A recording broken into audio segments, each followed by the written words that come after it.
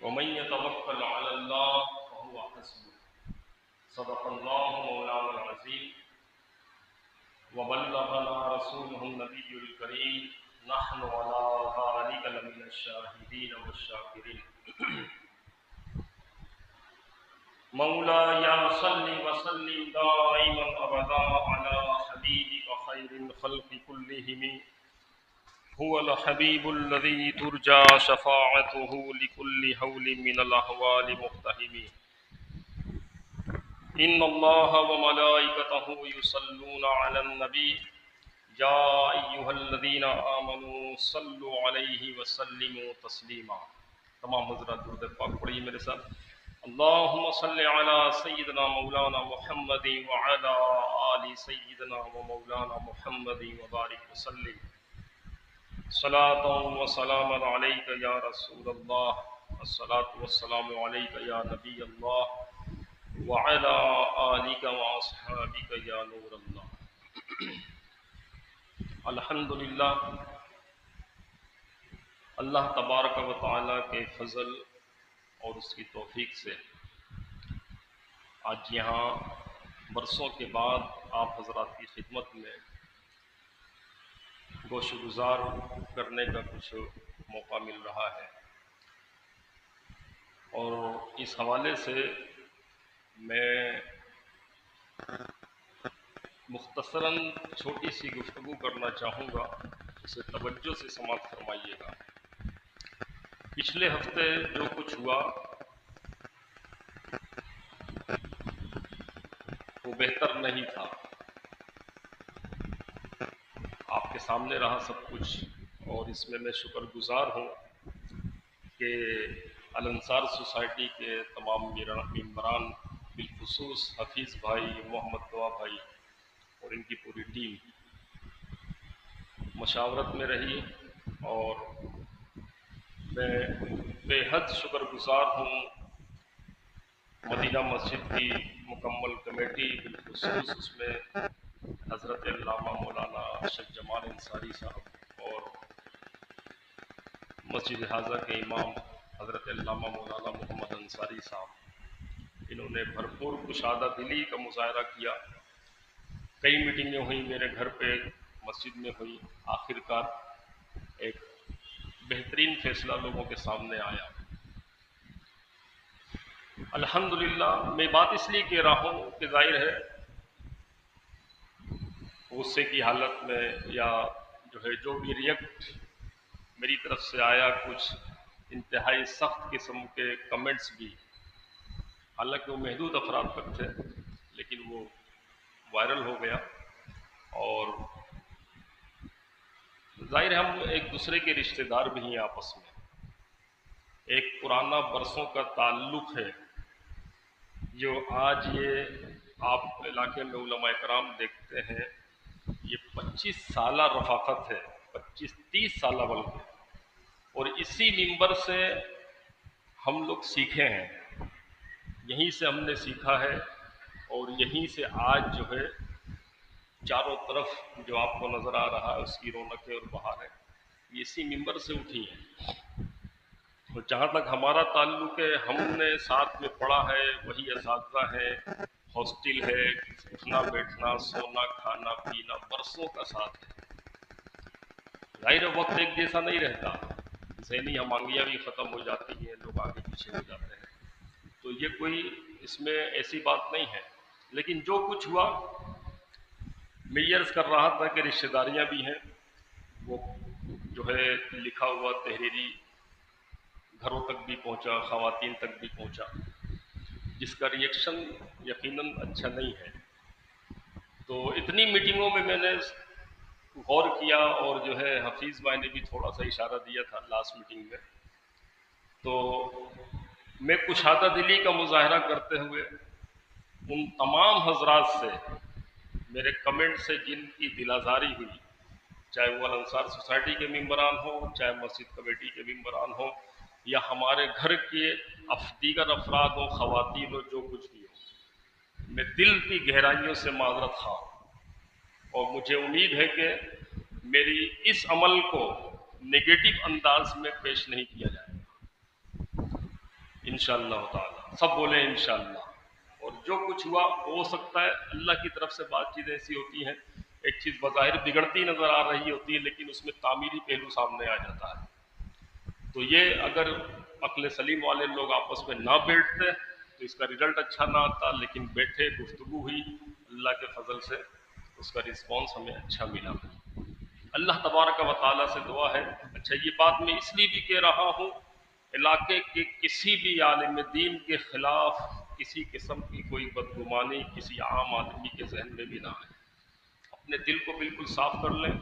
मैंने साफ कर लिया, हजरात तशरीफ़ फरमा है, इनकी तरफ से भी यही रिस्पांस मिला अल्हम्दुलिल्लाह।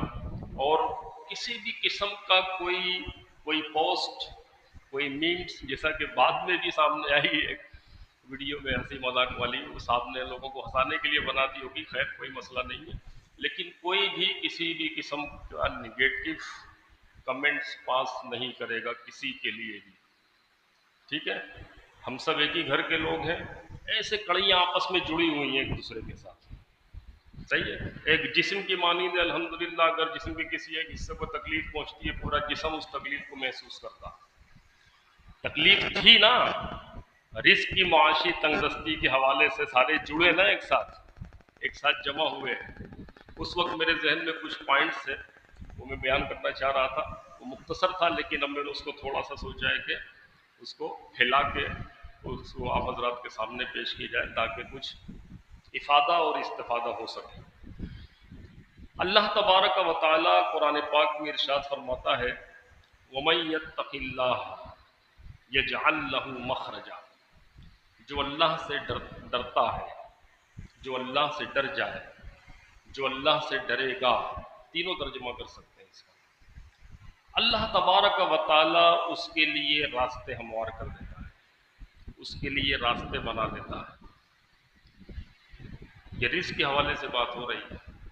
वयरज़ुक़हु मिन हैसु ला यहतसिब, और अल्लाह तबारक व तआला उसको वहां से रिज़्क़ अता फरमाता है जहां से उसका गुमान भी नहीं होता, जहां से उसके वहमो गुमान में भी नहीं होता, वहां से रिज़्क़ आता है। तजुर्बाकार हज़रात अपनी ज़िंदगी में चीज़ें मुशाहिदा करते हैं, वो स्ट्रगल कर रहे हैं किसी और चीज़ के लिए, लेकिन वहां से अल्लाह तबारक व तआला सबब बना देता है जहां उसका गुमान भी नहीं गया होता, और बाज़ दफ़ा उसके लिए कोशिश भी नहीं करनी पड़ती। यजअल लहू मखरजा वयरज़ुक़हु मिन हैसु ला यहतसिब, ये एक चीज़ बताई, और दूसरी चीज़ फरमाई, वमन यतवक्कल अलल्लाह फहुवा हस्बुह।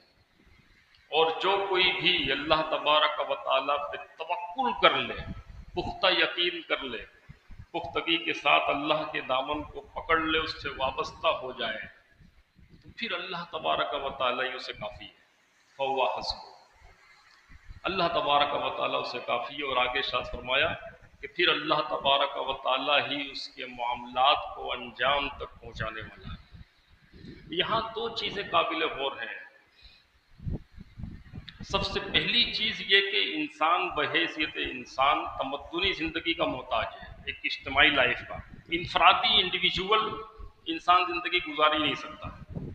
कोई शख्स ये चाहे कि मुआशरे से मैं कटकर, मुआशरत से कटकर तने तन्हा एक कमरे में बंद होकर या किसी जंगल में जाके ज़िंदगी काट लूँ, तो उसकी ज़िंदगी इंसानों वाली होगी। ईसाइयों के यहाँ कॉन्सेप्ट है, वहाँ के जो राहिब हैं या नन्स हैं, मर्द व ख़वातीन दोनों, वो जब अपने आप को दीन की राह में वक्फ करते हैं तो वो हुजरों में, मेहराबों में बंद होकर रह जाते हैं।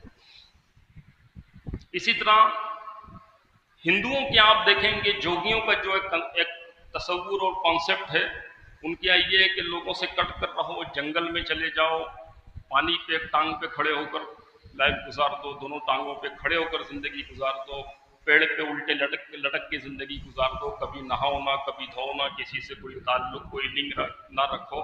जो जितना ज़्यादा मलिश होता है उनके यहाँ उतना ज़्यादा पहुँचा हुआ बाबा होता है। इस्लाम ये कहता है ला रहबानियत फिल इस्लाम, इस्लाम में रहबानियत नहीं है। इस्लाम मुआशरत का नाम है, इस्लाम तमद्दुनी ज़िंदगी का नाम है। हुजूर आका अलैहिस्सलातु वस्सलाम की बारगाह में दो साहबी रसूल ऐन फजर के वक्त पहुंचे। मामला क्या था, एक मुहाजिर थे और एक जो है वहीं के मकामी अंसार। हुजूर ने उनको आपस में भाई बना दिया था। तो जो मुहाजिर थे वो ताजिर थे और वो सुबह ही घर से निकल जाते थे, रात को वापस आते थे और सोते थे और फिर सुबह तिजारत के लिए निकल जाते थे। उनका रोज का मामूल था, मार्केटिंग करते थे वो। तो उनकी जो अंसारी थे जिनका घर था, उनकी वाइफ ने उनसे कंप्लेन की कि ये मुझे टाइम नहीं देते, ये मुझे टाइम नहीं देते और जो है बस इबादत में ही सारा वक्त गुजारते हैं। दिन में रोज़ा रखते हैं, रात को देर देर तक खड़े होकर नमाजें पढ़ रहे होते हैं।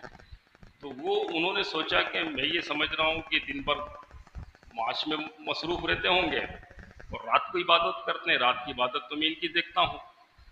तो जैसे ही रात हुई, ईशा की नमाज के बाद उन्होंने खाया वाया, ये सोने के लिए गए। गायरत ताजिर थे, दिन भर की तिजारत के बाद थके हुए थे, ये लेट गए, वो इबादत के लिए खड़े हो गए। मुहाजिर भाई ने उनके अंसारी भाई का हाथ पकड़ा और समझाया कि ये कौन सी लाइफ है, ये कौन सी जिंदगी है।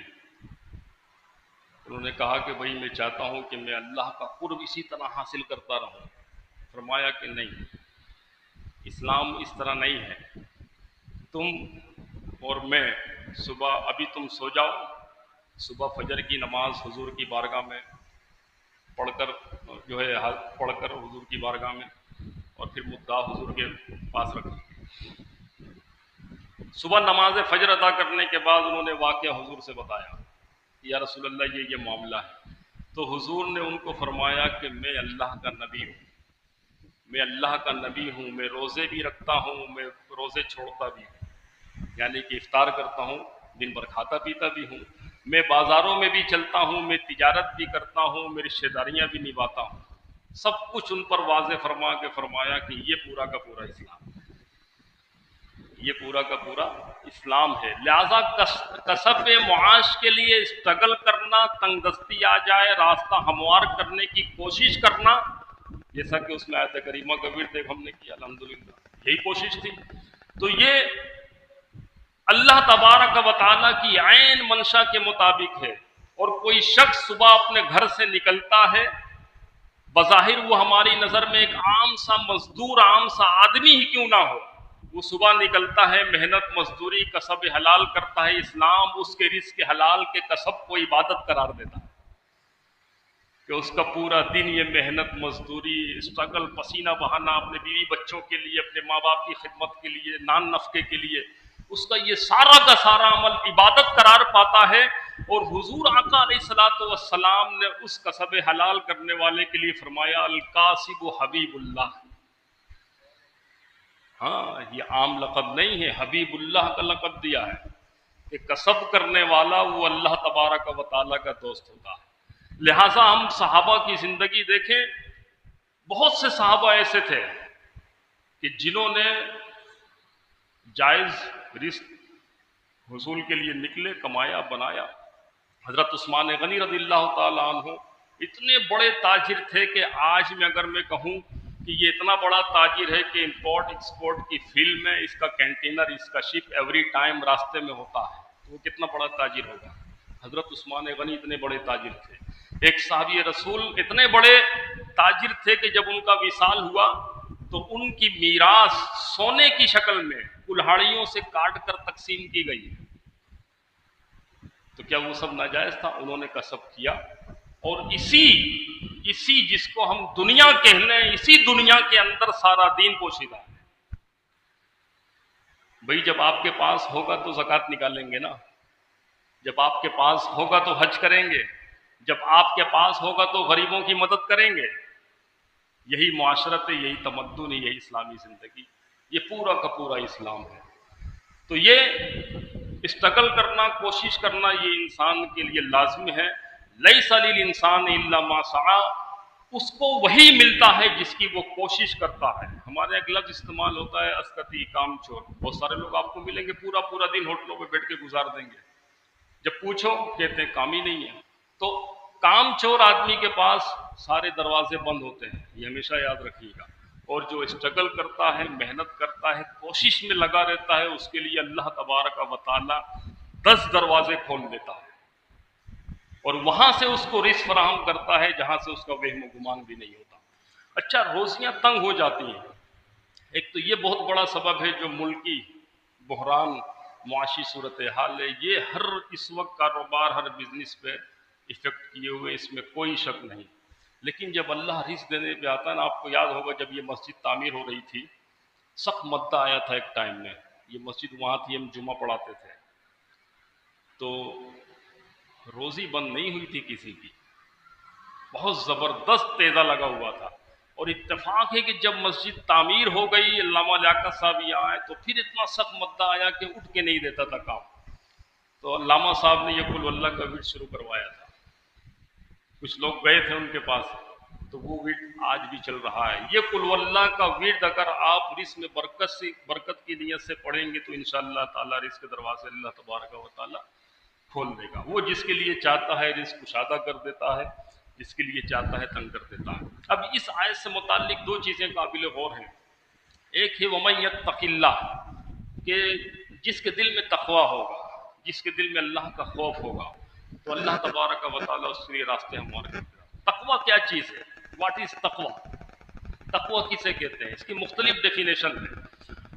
ہر وہ عمل جس سے اللہ تبارک و تعالیٰ راضی نہیں، اس کو چھوڑ دینا، اور جس عمل سے اللہ تبارک و تعالیٰ راضی ہے اس کو پکڑنا، اس پر استقامت اختیار کرنا، یہ تقویٰ ہے۔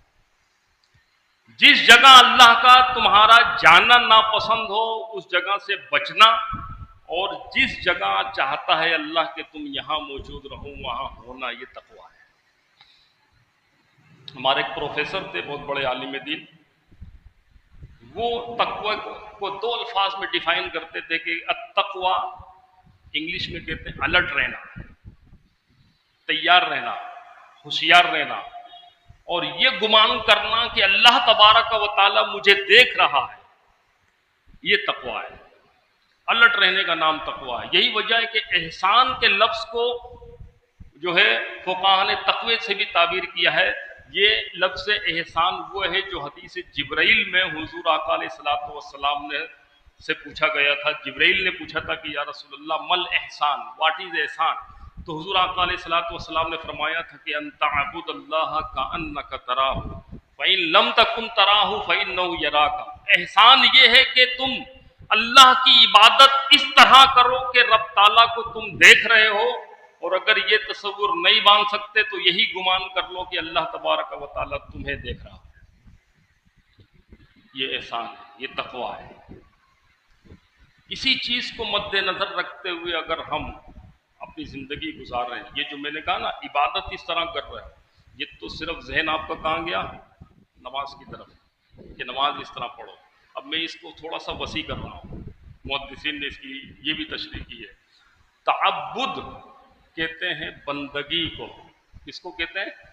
بندگی کو۔ اب ترجمہ یوں کریں کہ تم اللہ کی بندگی اس طرح کر رہے ہو، اور آسان کر دوں، تم اپنی زندگی اس طرح گزار رہے ہو کہ یہ گمان میں رکھو کہ تم اللہ تبارک و تعالیٰ کو دیکھ رہے ہو، اور اگر ایسا نہیں کر سکتے، اور ہم ایسا کر بھی نہیں سکتے، اتنی طاقت ہے ہمارے اندر، تو پھر یہ گمان کرو کہ اللہ تبارک و تعالیٰ تمہیں دیکھ رہا ہے۔ اب اگر کوئی شخص اس انداز سے زندگی گزاری ہے، بتائیے اس کی زندگی کیسی ہوگی؟ کیمرے لگے ہوئے ہیں، کیمرے کے خوف سے ٹریفک رک جاتا ہے، سگنل نہیں ٹوٹتا کہ بھی چلان ہو جائے گا۔ اللہ تبارک و تعالیٰ کا کیمرہ ہر جگہ لگا ہوا ہے، ہر چیز ریکارڈ ہو رہی ہے، وہ ہمارے ہر چیز سے، ہمارے دلوں کے حال سے بھی واقف ہے۔ جو عمل ابھی صادر نہیں ہوا ہم نے سوچ لیا، وہ اس سے بھی واقف ہے۔ تو جب زندگی اس انداز سے گزرے گی تو معاشرہ کیسا تشکیل پائے گا؟ یقین جانیے امن، سکون، یہ ساری چیزیں رزق میں برکت لاتی ہیں۔ میں ایک مثال دیتا ہوں چھوٹی سی۔ جب میں مارشز میں تھا تو بچوں کو اسکول چھوڑنے جاتا تھا، تو اسکول میرے گھر سے لے کے اسکول تک 3 دکانیں ایسی تھیں کہ جس میں سیل مین نہیں ہوتے تھے۔ ہمارے یہاں ہو سکتا ہے یہ سیل مین نہیں ہوتے تھے، اور میں نے بارہا غور کیا کہ شاید کیمرہ شیمرہ لگا ہوا ہو، कैमरे भी नहीं होते थे। चीज़ आप खरीदें, टोकरी रखी हुई है, रेड लिखा रखा हुआ है, चीज़ उठाएं, पैसा गुल्लक में डाल दें। बाज़ लोग तो प्लेट रखते थे, वो सिक्के वाली चीज़ होती है, बच्चों की चीज़ों के लिए सिक्के ज़्यादा इस्तेमाल होते हैं, तो वहाँ का सिक्का वैल्यूएबल था, चीज़ मिल जाती थी, तो प्लेट रखी होती थी, ओपन प्लेट, उसमें सिक्के डाल लें, चीज़ उठाएं, चल दें। क्यों? वहाँ के लोगों की तरबियत ऐसी है। कानून अपनी जगह है, एक्टिव है, नाफिज है और उसकी रिट कायम है, लेकिन उनके दिलों में अखलाकियात इस कदर रची बसी हुई है कि वो इस अमल को इंतहाई बुरा तस्वुर करते हैं। पड़ोसी की ज़मीन से मैंने जो है कुछ पुदीने तोड़ लिए मैंने, मगरिब की अज़ान होने वाली थी, वहाँ से एक नमाजी गुजरे तो कहने लगे, इमाम साहब ये क्या कर रहे हैं, हम आपके पीछे नमाज पढ़ते हैं।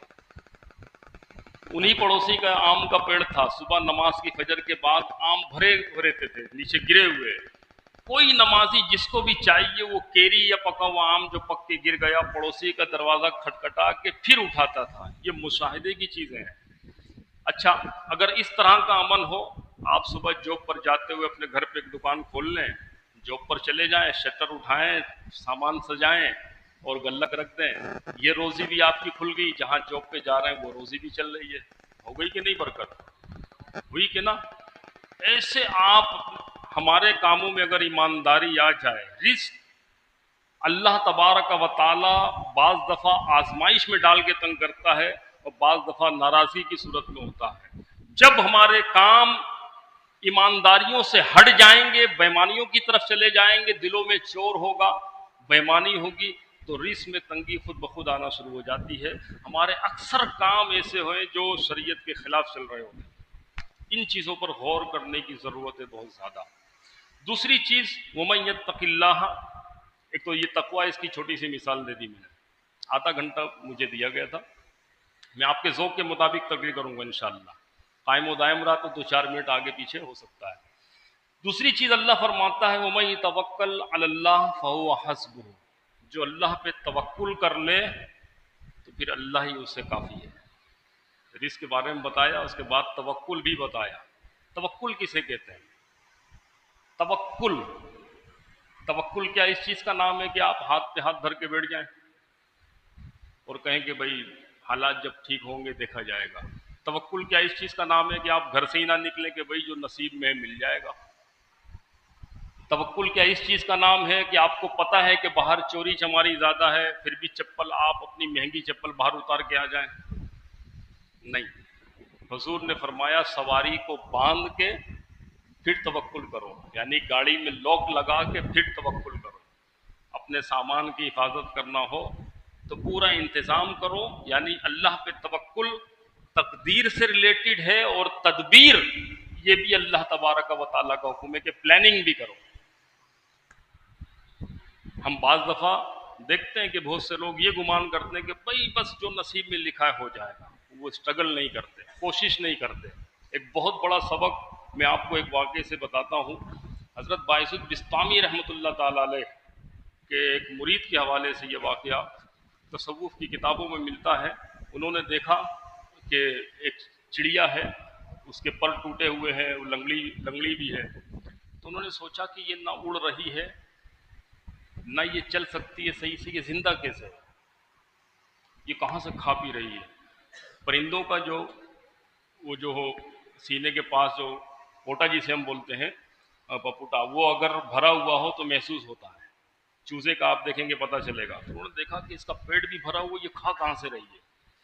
तो उसका मुशाहिदा कर ही रहा था वो मुरीद, वो भी बड़े नेक आदमी थे। उन्होंने देखा कि एक चिड़ा आया, अपनी चोंच में दाना लेके और उसके मुंह में डाल रहा है। तो थोड़ी देर में वो उड़ गया, खिलाने के बाद फिर वो आया, फिर उसने पानी पिलाया उसको। तो ओ हो, अगर मामला यहाँ तक पहुँचे तो अल्लाह ताला रिज़्क़ के असबाब फराहम करता है। बस उनके जहन में आया कि मैं भी सब कुछ बोरिया बिस्तर लपेट के और जो है किसी वीराने में चला जाऊँ, जंगल में चला जाऊँ। वही मैंने बताया ला रहबानियत फिल इस्लाम। वो इस तरफ चले गए उस चिड़िया को देख के। अब वहाँ पे गए, वहाँ पे साफ शफाफ चश्मा बह रहा था, वहीं पे हरियाली भी थी, दरख्त थे, जंगलात थे, लोगों की आमदोरफ्त कम थी उस तरफ। وہیں اپنا پڑاؤ ڈالا. انہوں نے کہا بس رزق میرے نصیب میں جو ہوگا مجھے مل جائے گا. یہ توکل کر کے انہوں نے اپنا کام شروع کر دیا. مصلی بچھا لیا, نمازیں پڑھ رہے ہیں, عبادت کر رہے ہیں. دن بھر یوں ہی گزر گیا, کوئی انتظام نہ ہو سکا. وہ انتظار کرتے رہے کہ بھائی ہو سکتا ہے کہیں اللہ سے کی طرف سے کوئی بندہ, کوئی مخلوق فراہم کر دے گی. رات انہوں نے بھوکے گزار دی. جو کچھ لے کے چلے تھے انہوں نے کھا پی لیا تھا. رات بھوکے گزری. اگلے دن پھر جو ہے عبادت میں لگ گئے اور پورا دن دوسرا بھی اسی حال میں گزر گیا. اب جہاں وہ 100 رکعت پڑھ سکتے تھے اب وہ 20 رکعت پڑھنے کے بھی قابل نہیں رہے. تیسرا دن جب آیا تو اب وہ اس سے بھی گئے, مصلی پہ ہی لیٹ گئے. تو حضرت باعزید بستامی رحمۃ اللہ تعالی علیہ وہ اس آبادی میں تشریف لائے تو ان کے دیگر مریدین نے بتایا کہ بھئی فلاں نے تو یہ حال کیا ہے اپنا. تو اچھا اس کو بلا کے لے کے آؤ. لوگ گئے, اسے لے کے آئے. آپ فرمانے لگے کہ یہ کیا ہے, یہ تم نے کیا کیا؟ کہا حضور والا چڑیا کو دیکھا تھا اس حال میں, اور وہ جو ہے لنگڑی لولی تھی, پر بھی ٹوٹے ہوئے تھے, اس کو رزق مل رہا تھا. میں نے کہا رب تو وہ ہمارا بھی ہے. اگر میں اس طریقے سے خلوت نشینی اختیار کر لوں تو مجھے چاروں طرف سے کہیں نہ کہیں سے رزق مل ہی جائے گا, پیٹ بھر جایا کرے گا, میں اللہ کی عبادت میں لگا رہوں گا. ہاں بھائی تو پھر کیا ہوا؟ حضور تیسرا روز ہے, جسم میں طاقت نہیں رہی. تو آپ نے پتہ ہے کیا جواب فرمایا؟ سننے کے قابل ہے وہ. آپ نے فرمایا کہ ارے بے وقوف, تو وہ چڑیا کیوں بنا, چڑا کیوں نہیں بنا؟ تو وہ چڑیا کیوں بنا؟ تو نے چڑا کو بھی تو دیکھا تھا نا کہ وہ آ کے کھلا رہا تھا, پلا رہا تھا. تو نے وہ بننے کی کوشش کیوں نہیں کی؟ اللہ نے تجھے طاقت دی ہے جسم میں, ساری صلاحیتوں سے نوازا ہے, اور پھر تو ہاتھ پہ ہاتھ دھر کے بیٹھ جائے اور تو کہے کہ یہ توکل ہے, رب تعالیٰ اپنی طرف سے کرے گا. فرمایا یہ توکل نہیں ہے, یہ توکل کے خلاف عمل ہے. یہ توکل کے خلاف عمل ہے. اسی لیے رزق کی تلاش اپنی ذات کے لیے اور رزق کی تقسیم اللہ کی مخلوق کے لیے, یہ اصول بنا دیا اللہ تبارک و تعالیٰ نے, ہر جگہ امپلیمنٹ ہوتا ہے. جتنا تقسیم کرے گا انسان اللہ تبارک و تعالیٰ اس کو اتنا ہی عطا فرمائے گا. لہٰذا آپ دیکھ لیں بڑے بڑے لوگ جن کو اللہ نے نوازا ہے, اپنے علاقے میں ہی دیکھیں, علاقے سے باہر دیکھیں, اور جگہوں پر دیکھیں, ان کے اپنے ٹرسٹ ہوتے ہیں, اپنے جو ادارے ہوتے ہیں, اپنے لوگ ہوتے ہیں, غریب لوگوں میں, اپنے رشتہ داروں میں وہ تقسیم کر رہے ہوتے ہیں. جتنا تقسیم کرتے چلے جاتے ہیں اللہ تبارک و تعالیٰ ان کو عطا فرماتا چلا جاتا ہے. سب سے مین چیز ہم یہ سمجھتے ہیں کہ رزق سے مراد صرف مال ہے. نہیں, بہت بڑی بھول ہے. ہم یہ سمجھتے ہیں کہ برکت سے مراد مال کی کثرت ہے. نہیں, مال کی کثرت بھی ہے, ہاں مال کی کثرت بھی ہے, لیکن دونوں اصل کیا ہے؟ اصل کیا ہے؟ مال میں برکت کا مطلب اللہ جو کچھ دے بڑے سکون کے ساتھ, عافیت کے ساتھ, وہ آپ کو کافی ہو جائے, وہ کفایت کر جائے, ضروریات پوری ہو جائے. علامہ حقانی صاحب علیہ الرحمہ فرمایا کرتے تھے کہ سب سے امیر ترین آدمی وہ ہے جس کی جب ضرورت پڑے اللہ تبارک و تعالیٰ اس کی ضرورت کو پورا فرما دے. یہی ہوتا ہے نا, اسی کے لیے کرتا نا آدمی, ورنہ کہاں ہے آپ کا پیسہ دوسرے کے پاس, بیلنس کی شکل میں, مال کی شکل میں, کسی کی دکان پہ پڑا ہے, کسی کا گھر پہ پڑا ہے, کسی کی کاپی پہ صرف ہندسوں میں لکھا ہوا ہے, آپ کے پاس تو نہیں ہے. وہی ہے نا جو آپ نے کما لیا, کھا لیا. حضور آقا علیہ الصلوۃ والسلام نے فرمایا انسان کہتا ہے میرا مال مالی مالی, حالانکہ اس کا مال وہی ہے جو اس نے کھا لیا, کھا کے ہضم کر لیا, وہی ہے جو اس نے پہن لیا, پہن کے بوسیدہ کر دیا, اور وہ ہے جو اس نے اللہ کی راہ میں خرچ کر دیا, اور یہی خرچ کرنے والا جو مال ہے یہی باقی ہے, اس کے علاوہ سب فانی ہے. پھر آگے حضور پتہ ہے کیا فرماتے ہیں؟ یہ ان لوگوں کے لیے جن کی حویث ختم نہیں ہوتی طلب دنیا, طلب مال میں. فرمایا کہ انسان اس کو اگر سونے کی ایک وادی بھر کے دے دی جائے, وادی کسے کہتے ہیں؟ ویلی, دو پہاڑوں کے درمیان جو جگہ ہوتی ہے نیچے ویلی. حضور نے فرمایا کہ اگر سونے سے بھر کے دے دی جائے تو 2 کی تمنا کرے گا, 2 سونے سے بھر کے دے دی جائے تو 4 کی تمنا کرے گا, اس کی حویث کبھی ختم نہیں ہوگی. فرمایا اس کا پیٹ قبر کی مٹی ہی بھر سکتی ہے. کسی ٹوٹی ہوئی قبر کا حال دیکھیں, کھلی ہوئی قبر کا حال دیکھیں, بیچ میں درمیان میں چاروں طرف سے مٹی گری ہوئی ہوتی ہے. الہاکم التکاثر حتی زرتم المقابر, تمہیں کثرت کی طلب نے ہلاک کو برباد کر دیا. تم ایسا گم ہو گئے کہ تمہیں پتہ ہی نہیں اتنا چلا کہ لائف کے کہاں گزر گئی، کیسی گزر گئی، یہاں تک کہ تم قبروں میں جا پہنچے. کلا سوف تعلمون، اور جب تم وہاں پہنچو گے پھر پتہ چل جائے گا، قریب تم جان لو گے. پھر فرمایا ثم کلا سوف تعلمون، کہ قریب تم جان لو گے کہ تمہارے ساتھ ہوا کیا. تمہارے نامہ اعمال تمہارے سامنے پیش کی جائیں گے. قبر میں جا کے حضور نے فرمایا تم سب آنکھیں کھلی ہیں، فرمایا تم سب سو رہے ہو. جب آنکھیں بند ہو جائیں گی یعنی مر جاؤ گے تو جاگ جاؤ گے. ابھی تو ہم سنتے ہیں نا قبر کا حال، عذاب قبر، وہاں حقیقت حال پتہ چلے گی. سب ساری چیزیں کھل کر ہمارے سامنے چلی آئیں گی، کھل کر ہمارے سامنے آ جائیں گی. تو اس چیز سے ہمیں سبق حاصل کرنے کی ضرورت ہے. رزق ایک طرف اللہ نے اس کو اپنا فضل قرار دیا ہے، اس کے لیے کوشش کرنا بھی ضروری ہے. دوسری طرف اتنا اس میں نامگن ہو جائے انسان کہ اللہ سے غافل ہو جائے. جس دن وہ غافل ہوا، جب تک غافل نہیں تھا تو یہ بظاہر اس کی دنیا بھی دین تھی. اب اللہ سے غافل کر دیا اس دنیا نے اس کو، تو سارا کا سارا دنیا قرار پائے، دنیا قرار پائے گا. ایک حدیث پاک یاد آ گئی، وہ بھی آپ کی خدمت میں پیش کرتا ہوں، بڑی نصیحت آموز ہے. حضور آقا علیہ الصلوۃ والسلام نے فرمایا اے میرے بندو، اللہ فرماتا ہے، حدیث قدسی ہے، فرما حضور رہے ہیں لیکن فرماتے ہیں کہ اللہ تبارک و تعالیٰ فرماتا ہے اے میرے بندو میرے لیے وقت نکالو، میرے لیے ٹائم نکالو. اگر تم ایسا کرو گے، اپنے کاموں کو چھوڑ کر میرے پاس آؤ گے، تو جس کام کو تم چھوڑ کر آئے ہو نا، میں اس کام میں تمہارے لیے برکت ڈال دوں گا اور تمہیں سکون بھی عطا کروں گا. اور اگر تم نے ایسا نہ کیا، اگر تم نے میرے لیے ٹائم نہ نکالا، اپنے کاموں کو چھوڑ کر میرے پاس نہ آئے، تو جان لو پھر میں تمہیں تمہارے کاموں میں الجھا دوں گا. یہی کیفیت ہے نا ہماری پورے معاشرے کی. اسی حال میں سب جی رہے ہیں کہ بس کتنا 2 سے 4، 4 سے 8، 8 سے 16 بڑھاتے جائیں. اللہ کو بھول گئے، اللہ کی مخلوقات کو بھول گئے. فرمایا تمہیں تمہارے کاموں میں الجھا دوں گا، اور ایسا الجھاؤں گا کہ پھر تمہیں توفیق نہ ہوگی میرے پاس آنے کی، اور تمہارے اس کام میں سے جس میں تم الجھ گئے اس میں سے برکت بھی اٹھا لوں گا.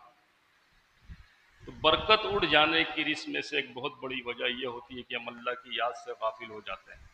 جب تک ہم اس دنیا کے سارے معاملات کو دین کے ساتھ ریلیٹڈ کر کے چلے، یقین جانیے ہمارا کھانا بھی عبادت، ہمارا سونا بھی عبادت، ہمارا رزق حلال کمانا بھی عبادت. بھی بچوں کو پکنک پہ گھومنے، ان کو خوش کرنے کے لیے، ان کے معاش کے ساتھ ساتھ ان کے لیے اے سی کا انتظام کرنا، ان کی بود و باش کا انتظام کرنا، ماں باپ کے آرام کا، ان کی دوائی کا، یہ ساری دنیا داری کے کام سب کے سب دین قرار پاتے ہیں اور سب کا سب رزق قرار پاتا ہے. میں یہ کہہ رہا تھا رزق کیا چیز ہے، صرف دولت نہیں، علم اللہ کی طرف سے، علم نافع بہترین رزق ہے اللہ کی طرف سے، کسی کو عطا ہوتا ہے. حسن اللہ کی طرف سے عطا کردہ رزق ہے. نیک اولاد اللہ کی طرف سے عطا کردہ رزق ہے.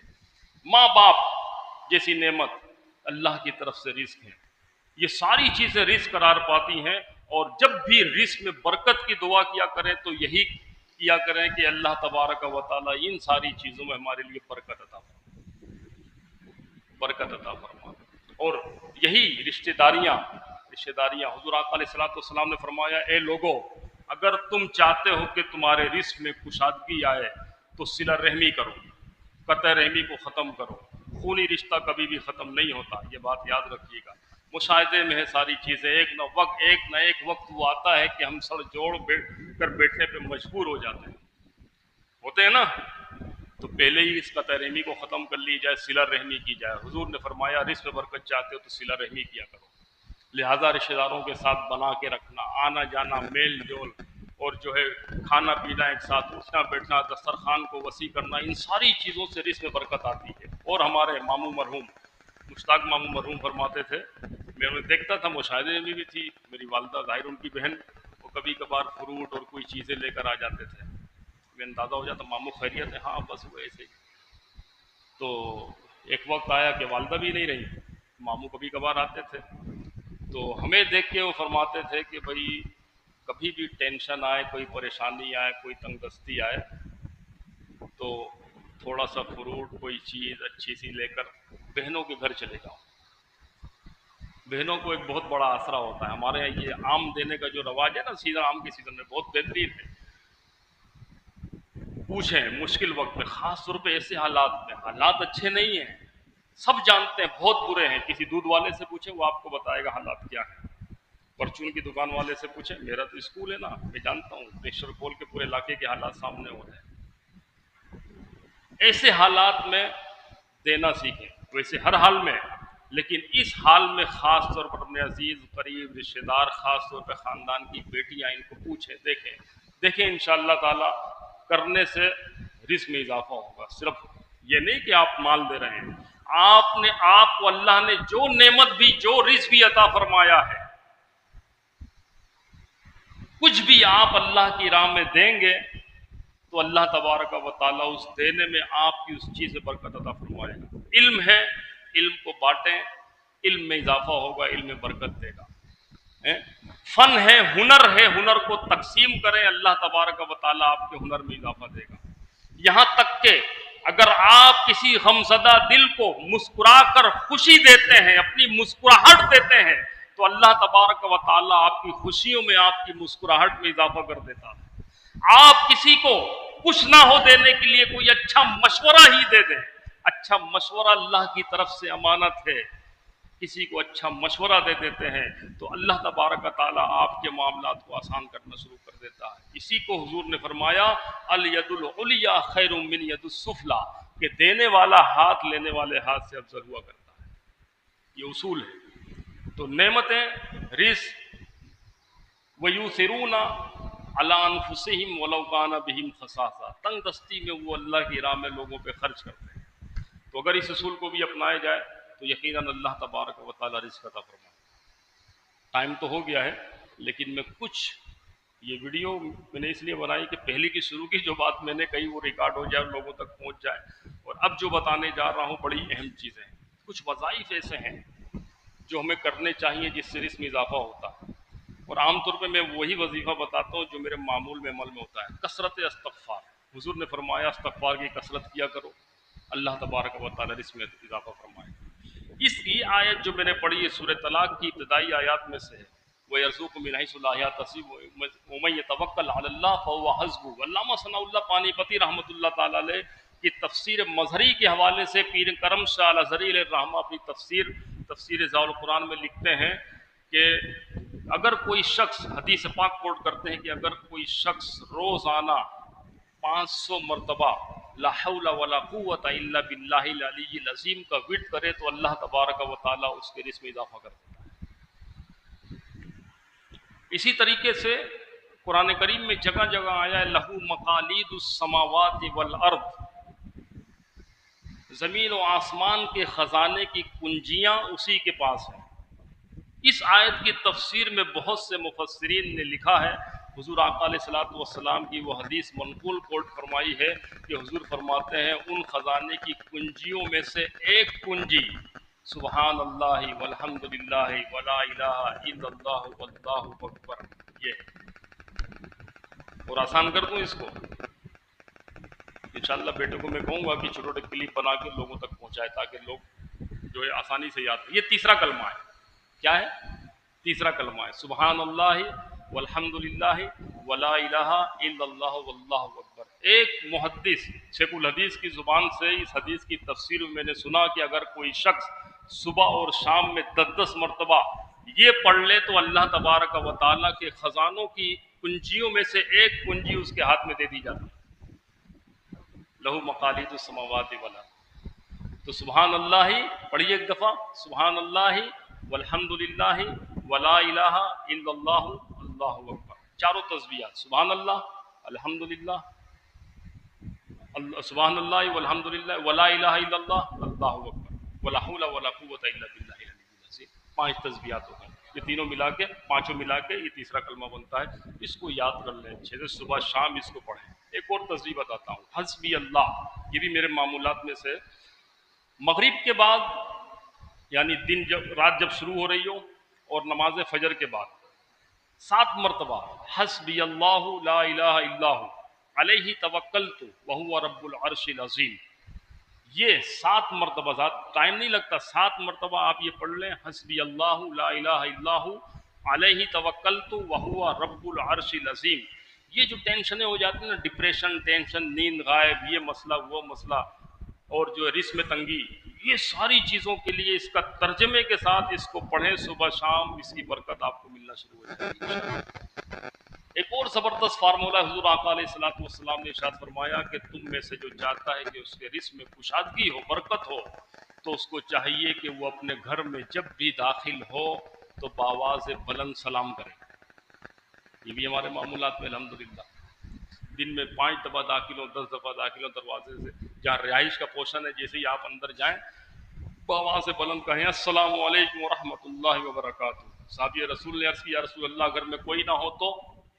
اب ظاہر ہے جب کوئی ہوگا تو سلام کا جواب بھی ریٹرن آئے گا. تو حضور نے فرمایا اگر کوئی نہ ہو تو مجھ پر صلاۃ و سلام پڑھا کرو، مجھ پر سلام بھیجو. علماء نے اس کو ملا کے بتایا کہ سلام کرو، اور جو ہے دوسری روایت میں قل اللہ کا بھی ذکر آیا ہے. ان روایتوں کو ملا کے فرمایا کہ تم میں سے کوئی بھی، علماء فرماتے تم میں سے کوئی بھی ان تینوں عمل کو ایک ساتھ کر لے تو اللہ تبارک و تعالیٰ اس کو دروازہ توڑ رزق عطا فرمائے گا. ایک حدیث کی تشریح میں نے یہ پڑھا کہ دروازہ توڑ رزق، یعنی آپ نہ بھی چاہیں گے تو وہ آپ کے پاس آنا ہے. دروازہ توڑ رزق کیا ہے؟ گھر میں جب بھی داخل ہوں تو پہلے بآواز بلند سلام کریں، پھر حضور آقا علیہ الصلوۃ والسلام پہ صلاۃ السلام پڑھیں، اور 3 مرتبہ قل واللہ شریف پڑھ لیں. ساری روایتیں آپس میں مل جاتی ہیں. یہی عمل میں اکثر لوگوں کو، ان کو جن کی دکانیں ہیں، شاپ ہے، یا جو روزی کی جگہ ہے، جب بھی کھولیں شٹر اٹھائیں، بآواز بلند سلام کریں، درود شریف پڑھیں، اور 3 دفعہ قل واللہ پڑھیں. انشاءاللہ اس کی برکتیں ملیں گی. تو یہ سارے اصولیات ہیں جو قرآن و حدیث میں پتہ چلتے ہیں. ان ساری چیزوں سے اللہ تبارک و تعالیٰ رزق میں کشادگیاں پیدا فرماتا ہے.